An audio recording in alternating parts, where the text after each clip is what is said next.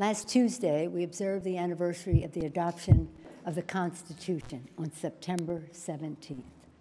Sadly, on that day, the Intelligence Community Inspector General formally notified the Congress that the administration was forbidding him from turning over a whistleblower complaint on Constitution Day. This is a violation of law. Shortly thereafter, press reports began to break of a phone call by the President of the United States calling upon a foreign power to intervene in his election. This is a breach of his constitutional responsibilities. The facts are these. The Intelligence Community Inspector General, who was appointed by President Trump, determined that the complaint is both of urgent concern and credible. And its disclosure, he went on to say, relates to one of the most significant and important of the Director of National Intelligence's responsibility to the American people. On Thursday, the Inspector General testified before the House Intelligence Committee, stating that the acting Director of National Intelligence blocked him from disclosing the whistleblower complaint. This is a violation of law. The law is unequivocal. The DNI staff, it says the DNI, Director of National Intelligence, shall provide Congress the full whistleblower complaint. For more than 25 years, I've served on the Intelligence Committee as a member, as the ranking member, as part of the Gang of Four, even before I was in the leadership. I was there when we created the Office of the Director of National Intelligence. That did not exist before 2004. I was there even earlier in the 90s when we wrote the whistleblower laws and continue to write them to improve them to ensure the security of our intelligence and the safety of our whistleblowers. I know what their purpose was, and we proceeded with balance and caution as we wrote the laws. I can say with authority the Trump administration's actions undermine both our national security and our intelligence and our protections of the whistleblowers, more than both. This Thursday, the acting DNI will appear before the House Intelligence Committee. At that time, he must turn over the whistleblower's full complaint to the committee. He will have to choose whether to break the law or honor his responsibility to the Constitution. On the final day of the Constitutional Convention in 1787, when our Constitution was adopted, Americans gathered on the steps of Independence Hall to await the news of the government our founders had crafted.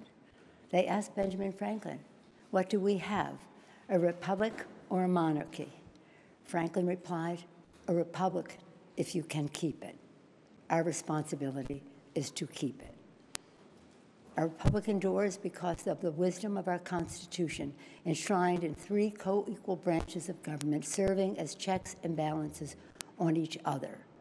The actions taken to date by the President have seriously violated the Constitution, especially when the President says, Article 2 says I can do whatever I want. For the past several months, we have been investigating in our committees and litigating in the courts, so the House can gather all the relevant facts and consider whether to exercise its full Article 1 powers, including a constitutional power of the utmost gravity, approval of articles of impeachment. And this week, the President has admitted to asking the President of Ukraine to take actions which would benefit him politically. The actions of the Trump presidency revealed the dishonorable fact of the President's betrayal of his oath of office, betrayal of our national security, and betrayal of the integrity of our elections. Therefore, today, I'm announcing the House of Representatives moving forward with an official impeachment inquiry. I'm directing our 6 committees to proceed with their investigations under that umbrella of impeachment inquiry. The President must be held accountable. No one is above the law. Getting back to our founders, in the darkest days of the American Revolution, Thomas Paine wrote, "The times have found us. The times found them to fight for and establish our democracy. The times have found us today, not to place ourselves in the same category of greatness as our founders, but to place us in the urgency of protecting and defending our Constitution from all enemies, foreign and domestic. In the words of Ben Franklin, to keep our republic. I thank our chairman, Chairman Nadler, Chairman Schiff, Chairman Nadler of Judiciary, Chairman Schiff of Intelligence, Chairman Engel of Foreign Affairs, Chairman Cummings of Oversight, and Chairman Cummings I've been in touch with constantly. He's a master of so much, but including inspectors general and whistleblowers. Congresswoman Richie Neal of the Ways and Means Committee, Congresswoman Maxine Waters of the Foreign Financial Services Committee. And I commend all of our members, our colleagues, for their thoughtful approach to all of this, for their careful statements. God bless them, and God bless America. Thank you all. Madam Speaker.